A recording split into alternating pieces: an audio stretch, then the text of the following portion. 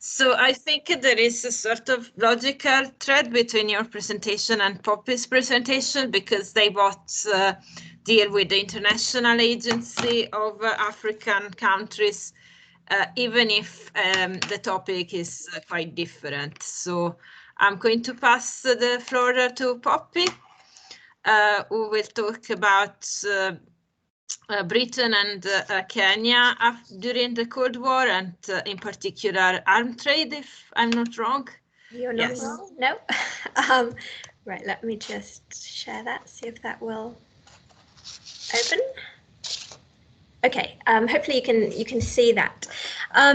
Yeah, so thanks everybody. So what I'm gonna talk about, as Julia said, is agency in Africa. Oh, sorry. In a much more sort of national level, at a governmental level. And what I'm really interested in here is the relationship between Kenya and Britain in the 1960s, after Kenya's independence from Britain. And I'm interested in thinking about how much agency the Kenyan government and the Kenyan side of this relationship had to shape it. And so rather than seeing this as some kind of neo-colonial relationship where Kenya gets dictated to, where Britain remains in control of this, I think most of the time it's actually the other way around, and it's the Kenyans who are really able to shape and to set the terms of the relationship in a lot of ways. The key that I'm going to think about this kind of question of agency that we were thinking about today is regarding the Cold War. And it might seem a bit paradoxical. It might seem that the Cold War would restrict the agency of Africans, that you would have some kind of superpower dictation. But actually, I think that this was often a time when Africans generally were able to exert quite a lot of agency at a state level.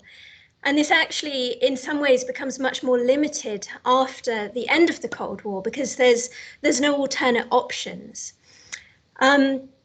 So looking at this Cold War period and the way the Cold War is used shows the extent of Kenyan agency here to really negotiate their relationship with Britain, to bargain for a better deal than is offered to them. So to give some background, so Kenya becomes independent from Britain in 1963, and this is an image of Kenyatta and Prince Philip on Independence Day in Nairobi. And the country is led by President Jomo Kenyatta, who I'll be referring to quite a bit today. And there's an immediately close relationship with Britain, which is something that had been very unexpected, especially given the history of Mau Mau, the colonial emergency and counterinsurgency campaign, and that Kenyatta had been arrested and imprisoned by the British for a considerable time, for 9 years. But he really pursues a close relationship with Britain. So the Cold War then was a key part of foreign policy decision-making. And like most African states, Kenya adopted a policy of non-alignment. And in 1965, Kenya adopted a formal policy of African socialism. In reality, however, this advocated a rather managed capitalist type of economy, used the language of socialism, but really not very much else. So it was a way of sort of positioning Kenya rhetorically, but actually in practice, it certainly didn't align Kenya with the Eastern Bloc. And that is made even more explicit. In fact, Kenya's quite strong alignment with the Western Bloc, when later in the year, the Kenyan government expels some Soviet military advisors and rejects an arms shipment from the Soviet Union, with the rumor that these had been going to support a coup led by the opposition leader. And so really by 1965, Kenya's international position in the Cold War is quite well set. But what I'm going to suggest is that it's actually more complex than this. And even though Kenya is very much closely linked to Britain, closely linked to the Western kind of alliance. Actually, the Kenyan government and President Kenyatta in particular are really able to use the Cold War to their advantage. And the example I'm going to use to illustrate this, that I'll just sort of go into for the rest of my few minutes, is about an arms sale in 1969, where the Kenyan Air Force or the Kenyan government want to buy jets for their Air Force.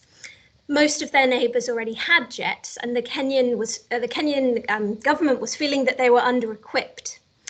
And notably, many of their neighbours had jets that had been supplied by the Soviet Union or China. So Kenyatta signed a deal to buy some jets from Britain, but with an opt-out in it. And they also had two other offers, one from Italy and one from the Soviet Union. And importantly, the offer from the Soviet Union was for jets for free and training for free on these jets as well, whereas obviously the British offer was paying the costs.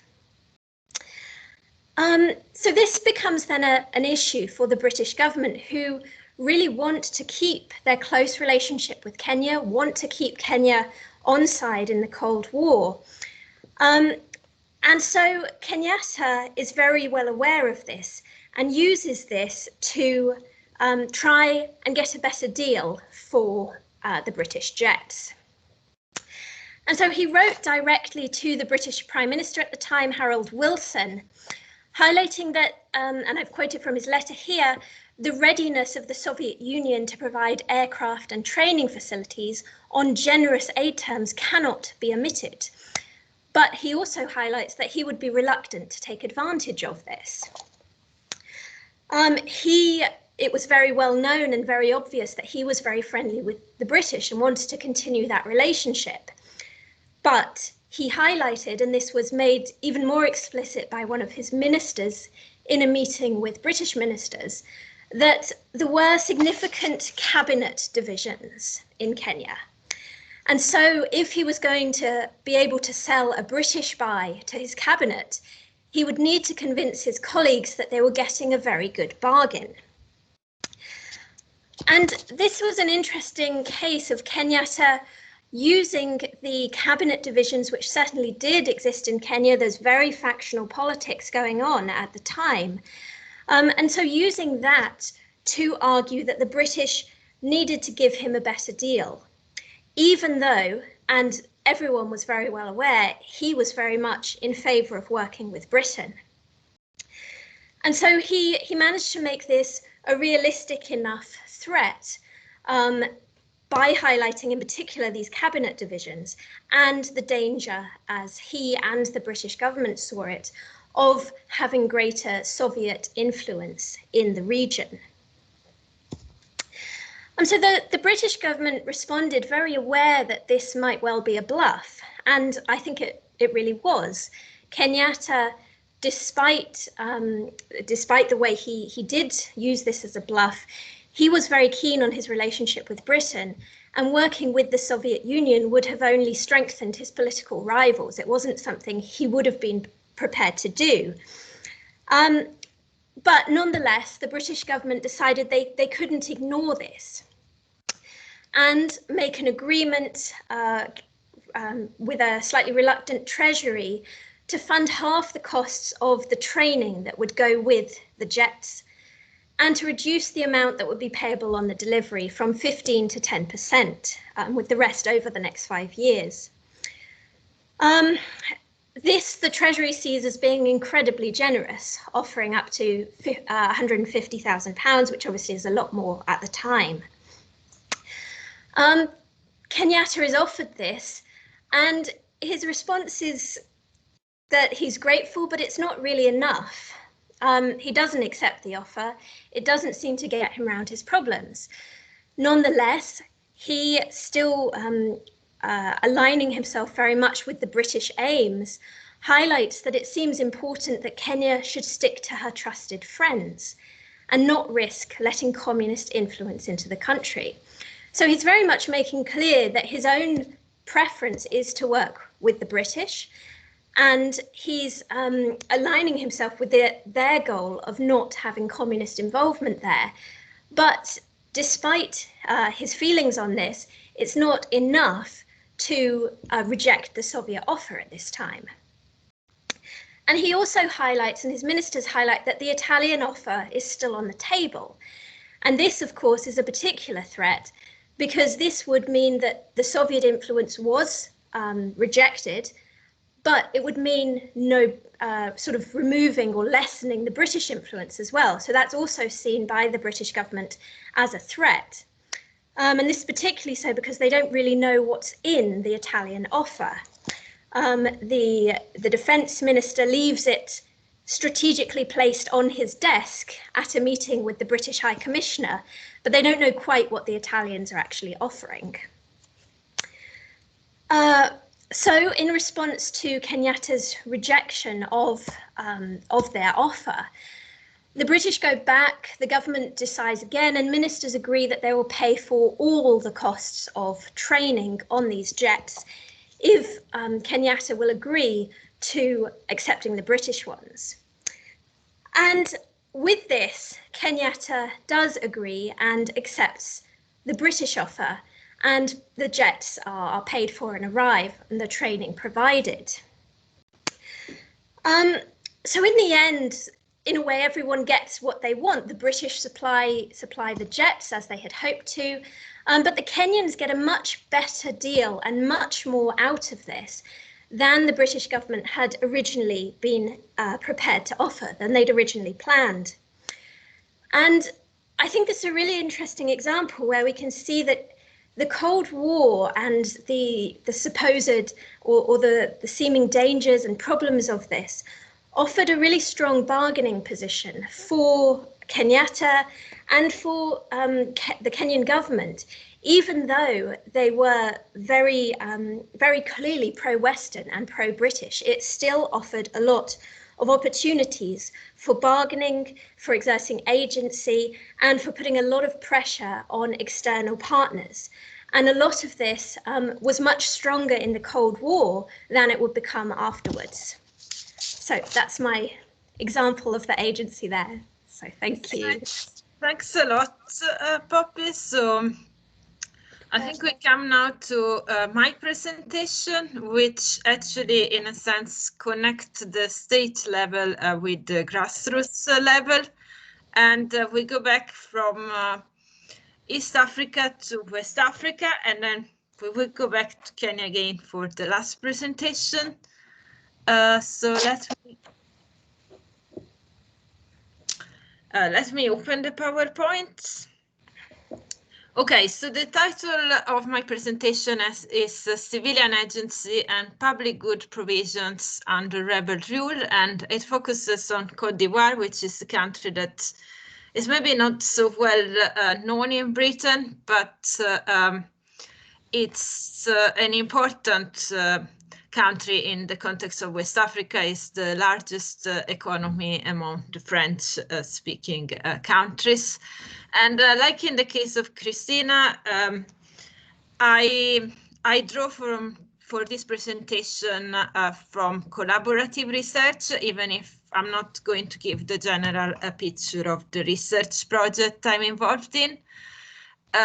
But I want to acknowledge the fact that my colleagues, so Philip, that you see, the one that you see in both picture, Jeremy, who is talking very animatedly in the second picture, and Abel, I want to acknowledge the contribution that they gave to the data collection on which this presentation is based on. So I want to talk about African states again, but from a different perspective. So I want to talk about the stereotype of Africa as a continent of failed states. And this stereotype contains a grain of truth in the sense that the African state system, as everyone knows, doesn't really have pre-colonial antecedents, with some exceptions. It emerged from short and disruptive colonial rule and from hasty decolonization. And often it resulted into basically a transfer of authority from the colonizers to African leaders without a real change in the structure and institutions of these states. So this has created states that are often dysfunctional, that are often challenged by other forms of authority. And in particular, some of these states have lost control of part of their territory when challenged by non-state armed groups. So to give you an idea of how the phenomenon is important, this map that I included has been drawn by a political scientist called Pierre Engelbert. And he sort of tried to outline what he calls the real political map of Africa, showing basically the area of Africa that are not under the control of their official government. So Ivory Coast at this point was reunified, but it sort of enters in the same pattern. So the standard solution promoted by the West to the question of dysfunctionalities of African states is to strengthen state institutions, sometimes also with military intervention. And there is, until recently at least, there has been little attention to alternative forms of order that emerge in areas outside state control.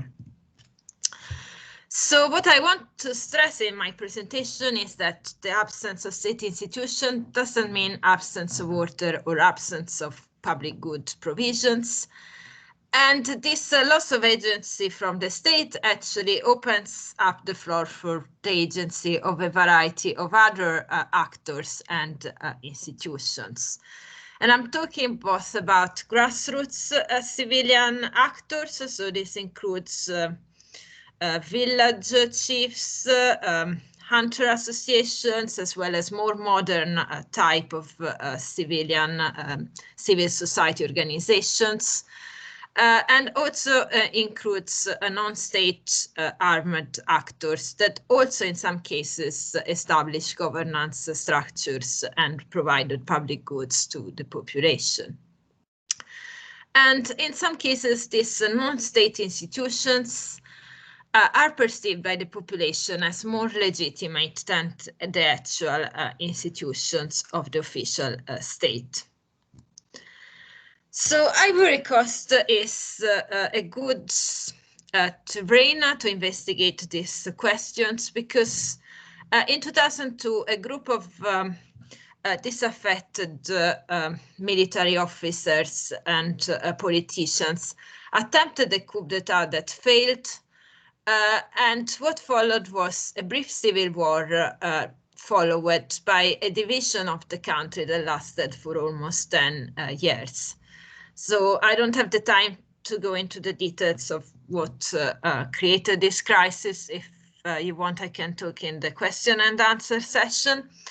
But what happened is that you have the South that remains under the control of the official government, and you have the North that is the area in color in this map that is controlled by the Force Nouvelle and in particular by its rebel commanders. So what happened in this area while it was not anymore under official government, and especially what happened to the population that found itself cut off from the government? So immediately after the fighting and the civil war, public services collapsed, and this was part actually of a tactical move of the official government that ordered civil servants to leave the area, including civil servants like teachers and doctors. So it basically deliberately caused a collapse of state services through all the North. For several reasons, the Force Nouvelle were not very well prepared to govern such an extended amount of territory. I can explain this more in the Q&A. And so what happened is that in this space, community leader and civil society organizations often had to take the initiative and to try to reorganize things in order to promote the well-being and welfare of the population. So I'm going to give here some examples. I can give more examples if you want in the Q&A. On the one hand, in some cases, the same community leaders continued to assume the role. So village chiefs continued to solve land disputes and local conflicts. Some municipal administrations continued to function even if on a limited basis because they were not funded anymore by the official government. But some of them continued to, for instance, update the civil registry, collect garbage, and so on and so forth. But what happened was also a very massive grassroots mobilization to ensure that schools could reopen. There was a movement of voluntary teachers all across the north of Ivory Coast. So these were, in some cases, university students, members of the community that had more education than the average, retired teachers. And an NGO, École pour tous, School for All, was created by one of these teachers in order to coordinate their efforts and support them.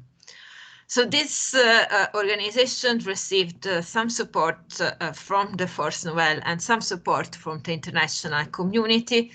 But on the overall, it was really like an initiative of local civilians and not something that emanated from the international community or from the armed movement. I think since we are academic, it would also be interesting to mention that students from Bouaké University also formed a civil society organization and organized themselves in order to save the university campus from pillages and from degradation. And they also paved the way at some point for classes to restart on the campus. For instance, the lecturers were very afraid for their security, so they accompanied them. They negotiated with the Force Nouvelle to be assured that the lecturers were safe. Also, both grassroots leaders like village chiefs and these new civil society associations that were created directly as a consequence of the division of the country often took the role of acting as brokers between the Force Nouvelle and the population. So they, for instance, in some cases, they had regular meetings with the local Force Nouvelle commander.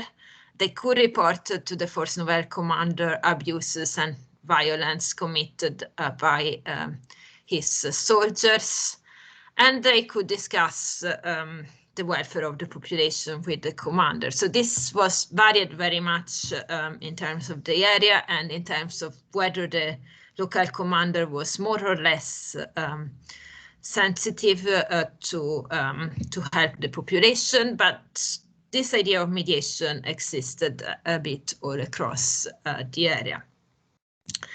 So to conclude, I want to stress that areas of the African continent that are not controlled by the official state are not necessarily areas of chaos and violence.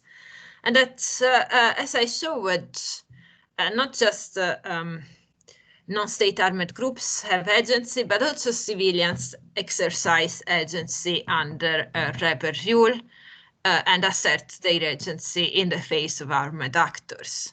And their agency is not just about supporting or not supporting a rebel group. A lot of the early academic literature focused on this. But also about advocating for their rights and their needs and organizing public services. So I stop here and I now leave the floor to Ibrahim for the last presentation. Stop presenting. Ibrahim?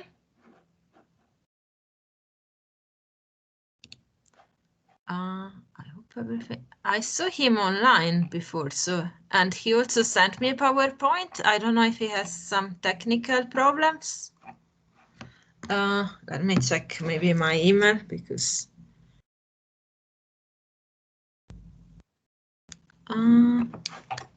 I can't see him on the participation list at the moment. Yeah, but he was he had logged in. Just for some reason he doesn't seem online anymore. Maybe he has some problem with his internet connection. So maybe let's do this. Let's start the Q&A, and when Ibrahim manages to join us, he can give his presentation. What do you think? I think that's a good idea. I've not heard from him, which might indicate that his internet is altogether down. I don't know. I mean, he sent me a PowerPoint, so he clearly had the intention to give his presentation. It's a bit a pity if we cannot, but I mean, let's start. So if you want to talk, please raise your hand, and I'll try to give the possibility to everyone to talk. Let's take 2-3 questions. Yes, Hilary. Hi, everyone. Thank you so much for the presentations. I've got a question that really speaks to interdisciplinary understanding and how we talk across disciplines to each other. And while I can guess at how each of you are using the word agency, I'm not absolutely sure. So I wondered if each of you who have spoken so far could just give a sort of one-line summary of your understanding of the term agency and how you use it.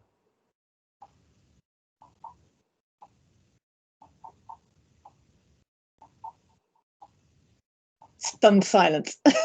No, I think it's a brilliant question. I was going to take like another one or two questions, and then we can reply. Okay. No one has questions so far.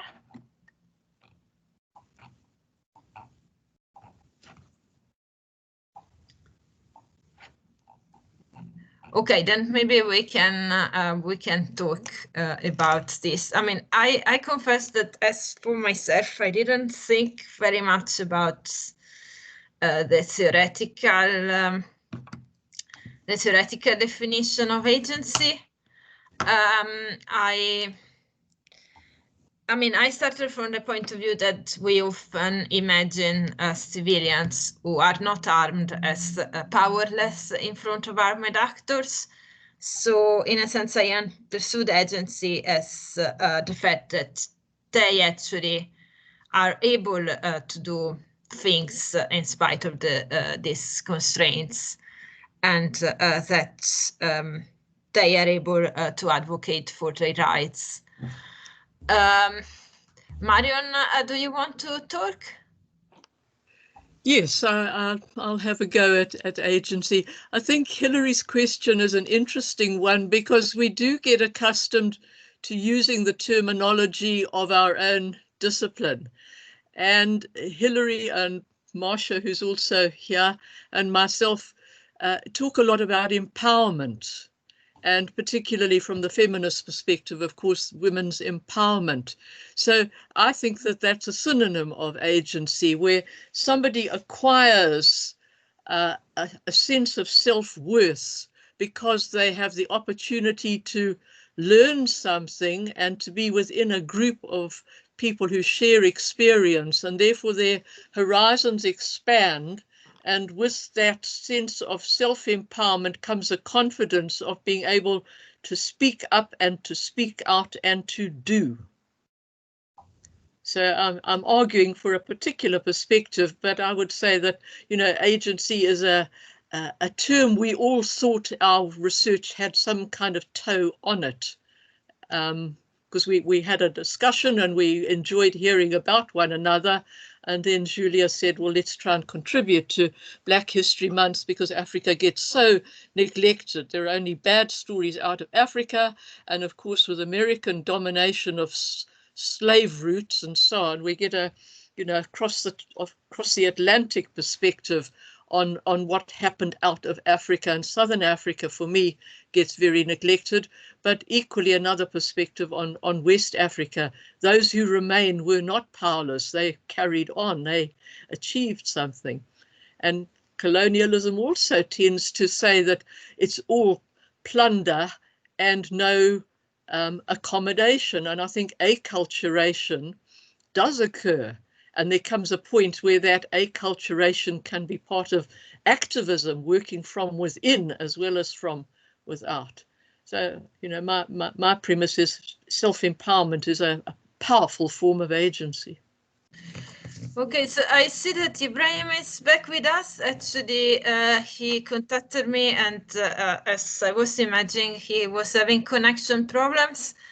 Ibrahim, can you now hear us? And do you want to go ahead with your presentation? So if you have problems, what I can do, I can share the PowerPoint. So maybe it's better if your connection is unstable. Yes, you can put it up for me, please. Yeah, just let me. Okay.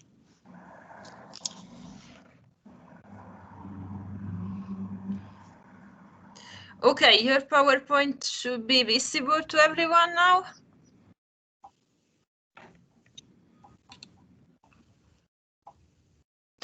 Ibrahim, you can go. All right. Thank you. Sorry about that. I think everything just collapsed and I was trying to get back. I had to, I think at some point, like download the software or something, the app. And so that was the challenge. But I missed like 2 presentations, I think. So can everybody hear me? Yes. All right. So basically presenting something on the medical research and practices of the Abagusi people of southwestern Kenya. This is not really like my main research area, but I'm a little bit fascinated by the kind of practices that my people have been engaged in over time. And every time like I engage and speak to people from that part of the world, I always like get really interested the kind of history in terms of developing the medical practices over a period of time. And not because we are at the age of a pandemic, maybe this will be an interesting issue to talk about when we talk about African agency. So that's why I chose this particular topic. So, where did it go? To start us off, I have a map there, the second slide. Julia, you are the one actually helping me with shifting the slides. Yes. Okay, thank you. So in the second slide, we see the map is just basically to locate, to show you where Kisii land is located in the map of Kenya or the Eastern Africa region in general. I got this map from an agency in South Sudan, basically because I really wanted to acknowledge the source. So you can see we are in southwestern part of the country and around Lake Victoria, which is like the second largest freshwater lake in the world for that matter. And we officially part of the now what is called Kenya anyway. So we are a nation of, we can go to the third slide.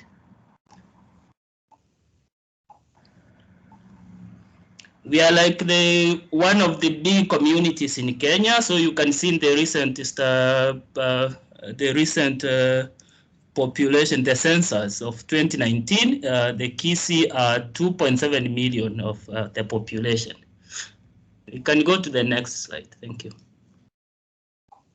So here I'm just trying to show the history of medical practices among the Abagusi people And one of the things that comes out clearly is that the Abagusi are known for rich medical practices that spans many centuries back.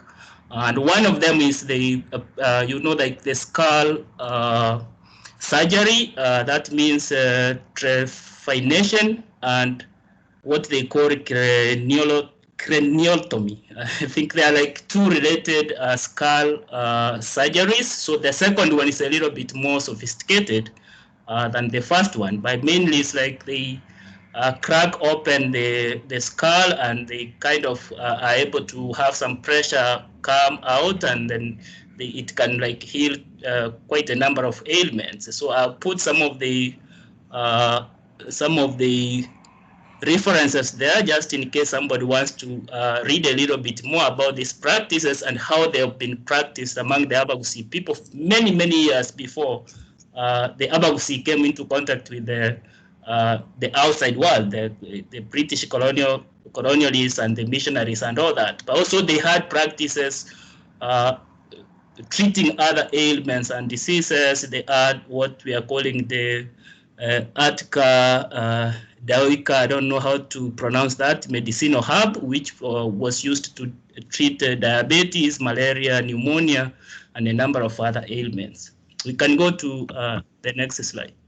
So these are some of the images, and I got this from this guy called Ashley. I've supplied the references for someone to see the details. But the first picture there are like the tools that they were using for this kind of surgery. The second picture, you can see like a surgeon is working on a patient. And the third one, you can see a girl who has actually undergone the surgery. So these are like practices that were going on many, many centuries back. We can go to the next slide. So the Abagusi continued with their medical practices and research until they met now with the British colonialists and the missionaries, who greatly disrupted these practices. And so the British colonial government actually decided that this was illegal practice.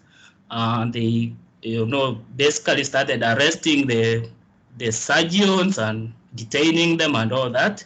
So that contributed to diminishing the practice. And then the Christian missionaries basically decided this was evil and sinful and satanic.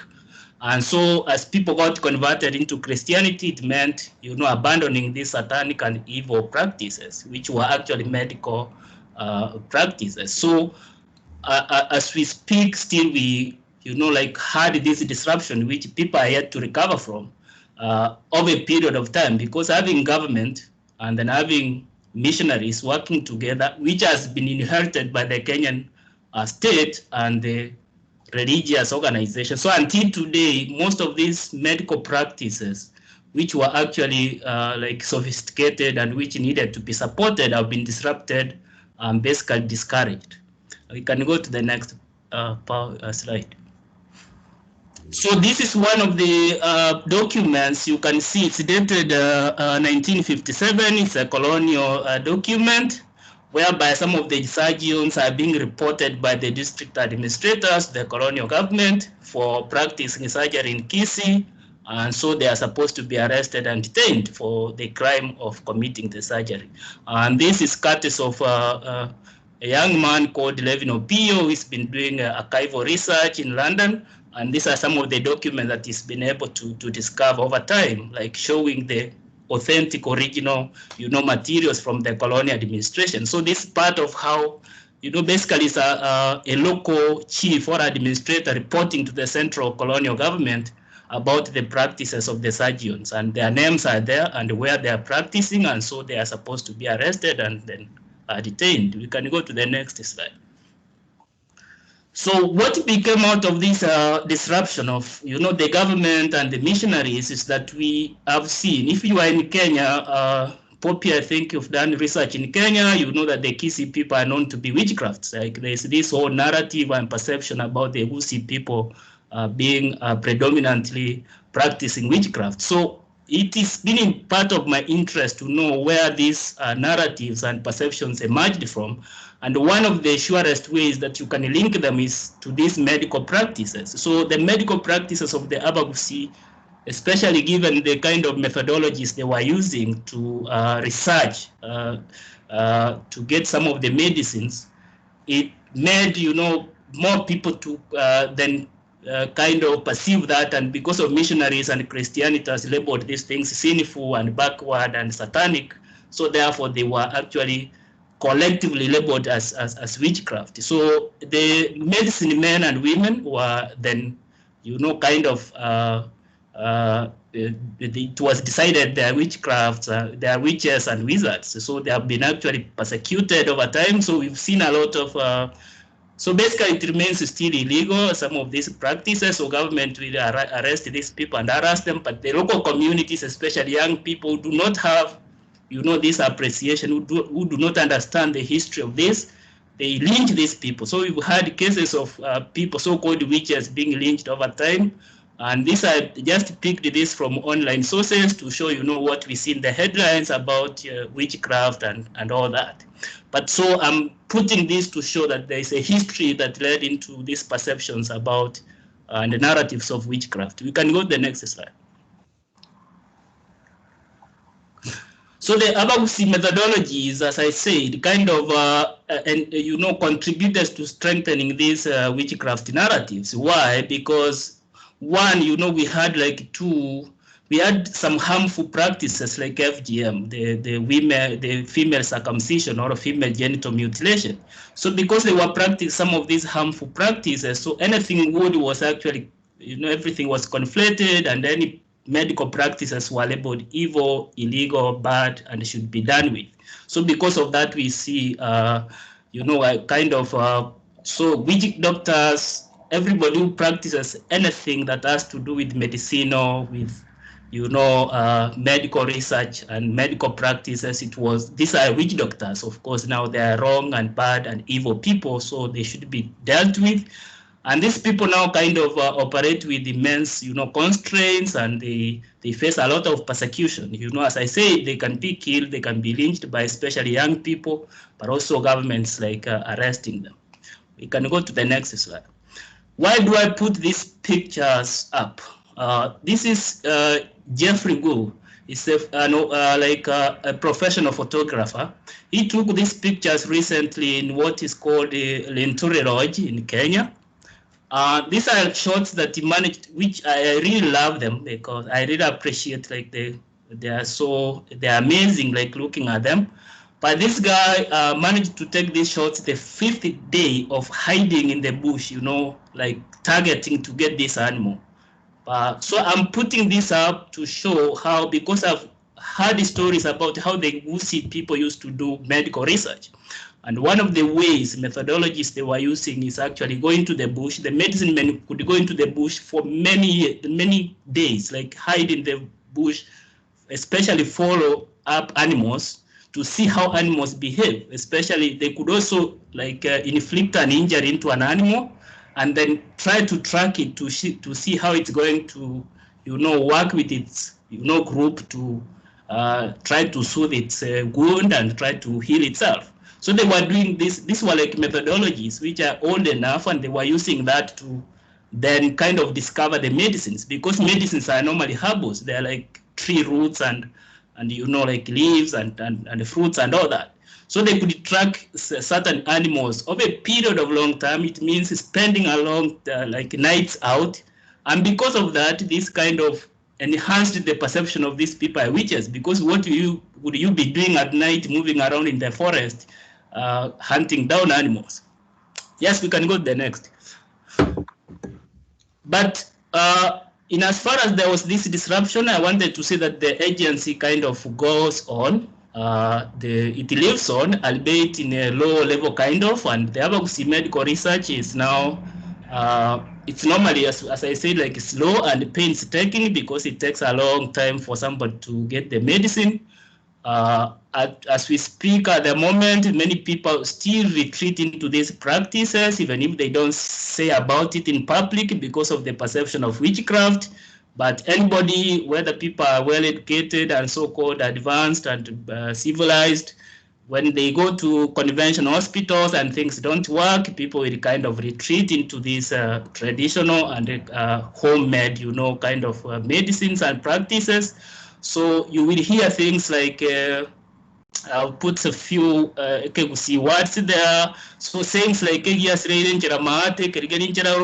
a way of our people saying, like, when you follow the conventional methods and they don't work, you always go back to the original, kind of medical practices. Let's go to the next. So at the moment when I went home, like a few weeks before I traveled to the UK under the COVID pandemic, I could also, because I'm also keen, like as I said, curious about these medical practices, I tried to see what is it that people are doing in response to COVID, and I could see like there are a lot of herbs being developed for especially boosting the immunity, and the children are being encouraged to take this, and many people are doing it. We are seeing food supplements. These are mainly like products from animals and the trees. And also I saw a lot of locally manufactured like sanitizers, which are made from local brews, which are unfortunately by government, these are illegal. So people are doing all these things like illegally undercover, but they're trying to do everything they can to boost their immunity to respond to the pandemic. And so in a way, I'm saying, like, in as far as it's running, kind of in a clandestine way, undercover, the medical agents kind of still lives on.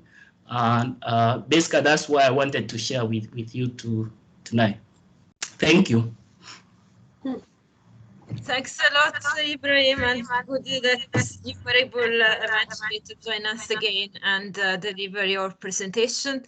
So just while you were logged off, we had a question from Hilary about agency.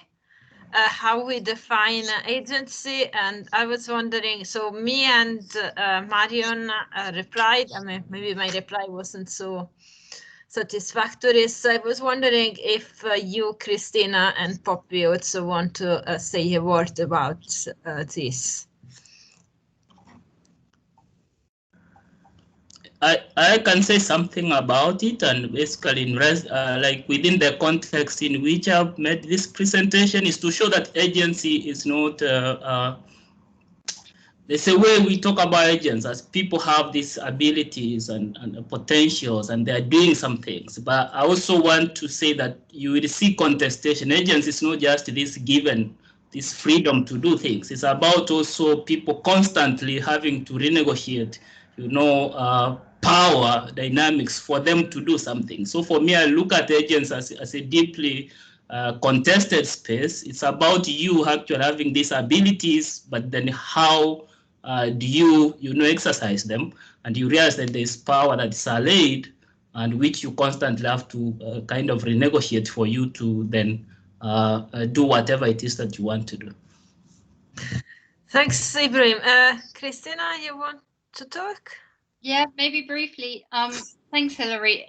It really is a fantastic question. And with regard to the particular research that I'm engaged with at the moment, I'm not sure yet. So I actually had a slide which was titled Agency and Agencies.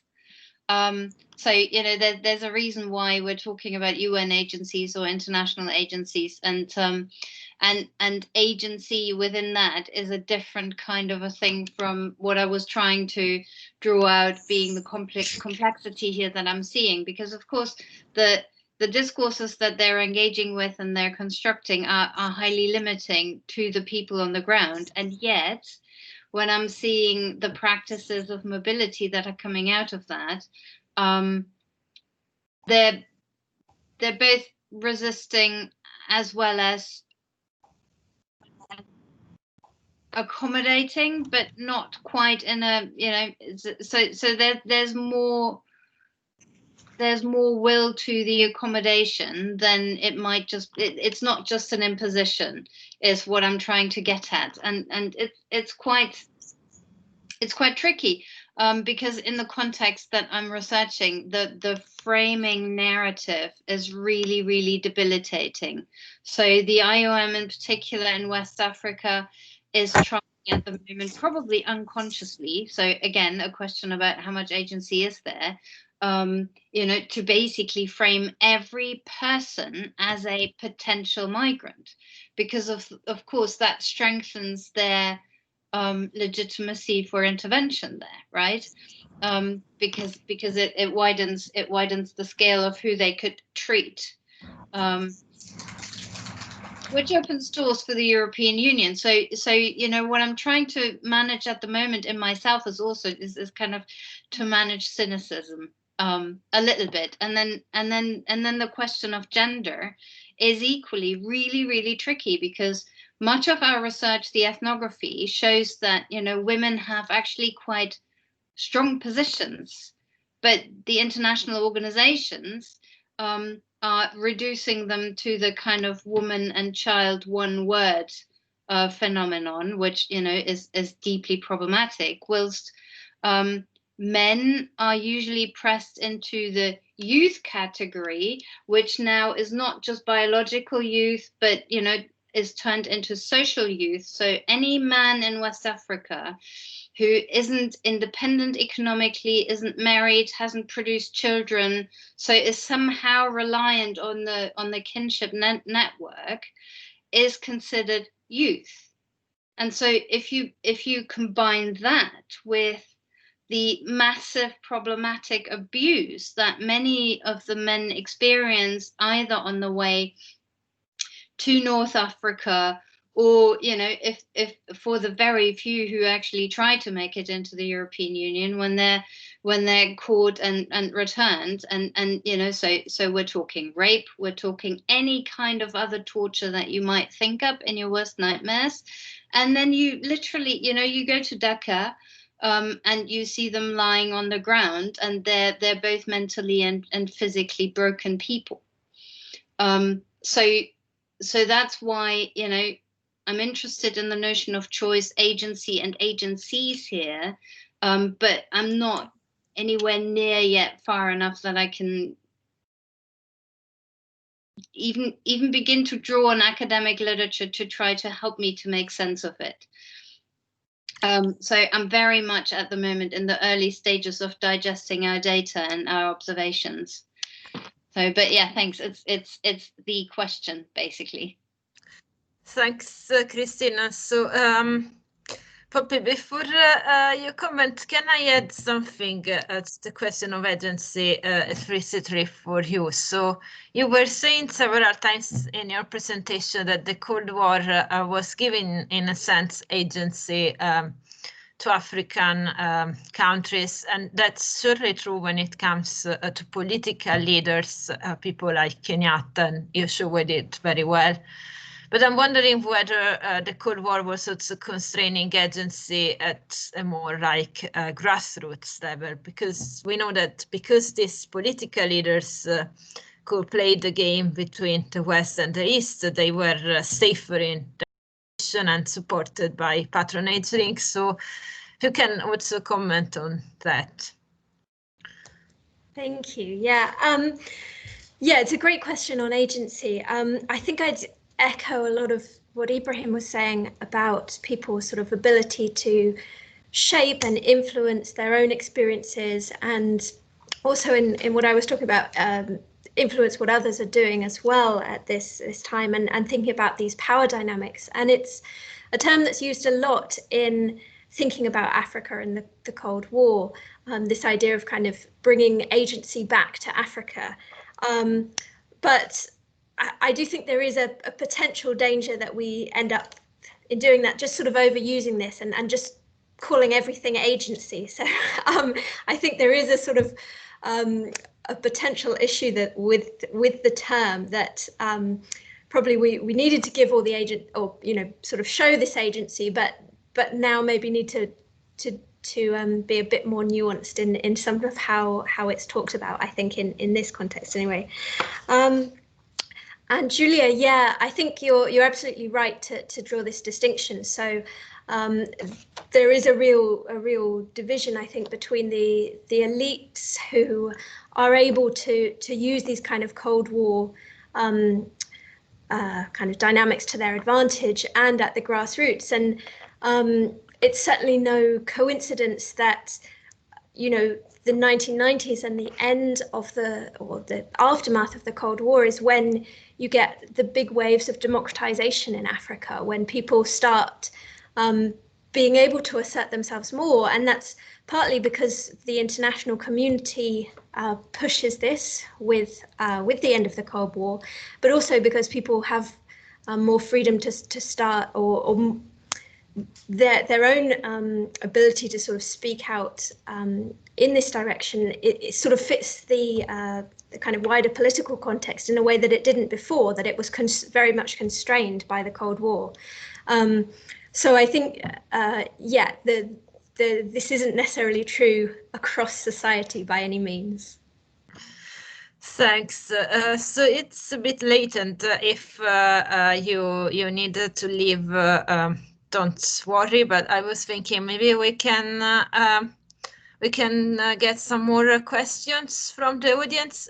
Hilary, is your hand a legacy hand, or did you want to intervene again? Sorry about that. Okay, so if anyone has question, can you raise your hand and I will give you the floor. No questions?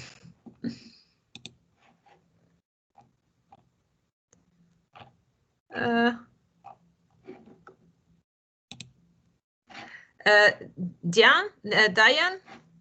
Yes. Hello there. It's well, I'll put the video on as well. I just wanted to say it's not really a question so much as a comment, and I'd just like to say, having lived in Southern Africa for 27 years, I've been back here now for a while.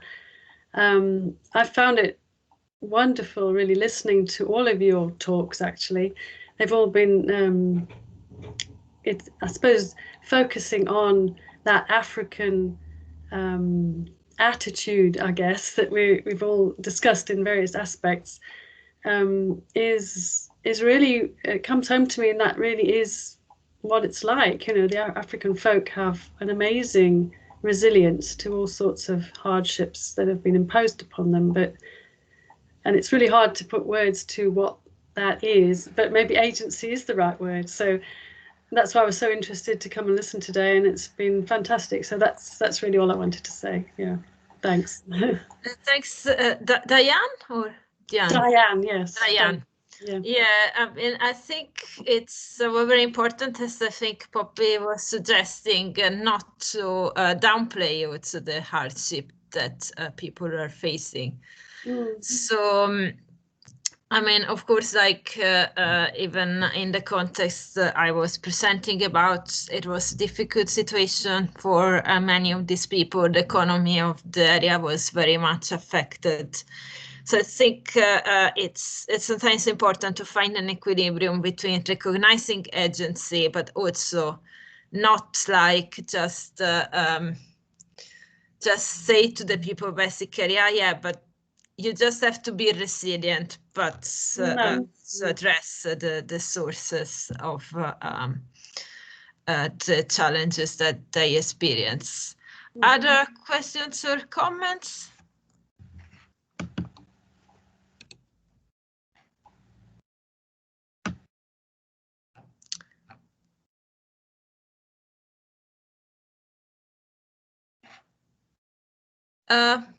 Okay, maybe I can.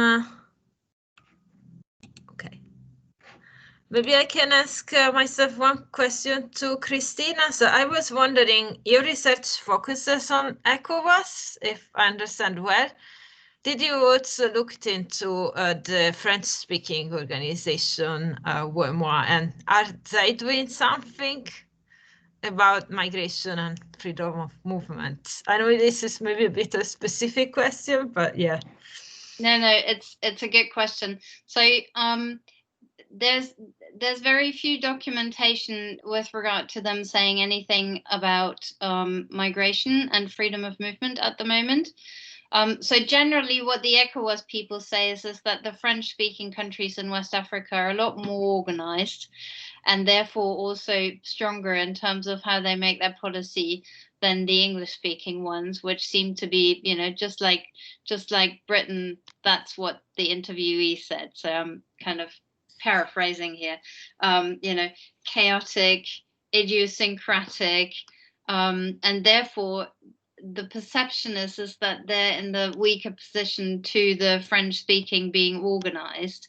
So there's a tension at the moment between the two organizations, where the international community, so the donor governments, seem to very much have decided that ECOWAS is the institution that is going to go forward into the future. Which is actually interesting, because when the organizations were created, it was the opposite. But yeah, sorry. Yeah, no, but I mean, you know, it's kind of it shows the institutional dynamics here. And you know, one thing that I didn't quite get to talk about, which is actually quite important in this context, is that ECHO was now pushed by the donor governments to become a commission, so to become much more of a bureaucratic implementation thing than its self-understanding has been so far, which was much more a diplomatic organization. And so, you know, that obviously has an impact on how they negotiate relations internationally, but also relations with the national governments, and how they're seen by the national governments, and therefore what their ability is to make policy.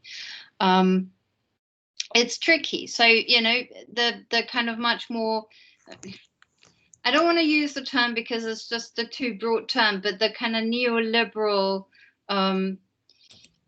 power dynamics behind that come very much through in those institutional politics, and that has an effect on how, you know, the French and the English-speaking countries negotiate, and yeah, what's going on there. Sorry, that was a long answer, but yeah, it's complicated. Don't worry. So I mean, I think we are a bit we have a bit past the time, so I want to thank everyone. I mean, as I said, I'm not a very good chair, maybe because it's the first time I'm chairing an online event and managing 5 presenters. But I really want to thank all of you, so especially the other 4 presenters for putting this together, and also the audience for coming to hear a talk that a series of talks that focused in some cases on some quite specific research topics, but that I hope you still enjoyed. And I hope that there will be more occasions like this in the future. So thank you, everyone. I'll try to share can I share the PowerPoints? I'm asking to the other presenters. Yeah. So I try to share the PowerPoints and possibly also the video. So bye, everyone. Thank you, Julia. Yeah, thanks, Julia. Thank you. Bye. Bye.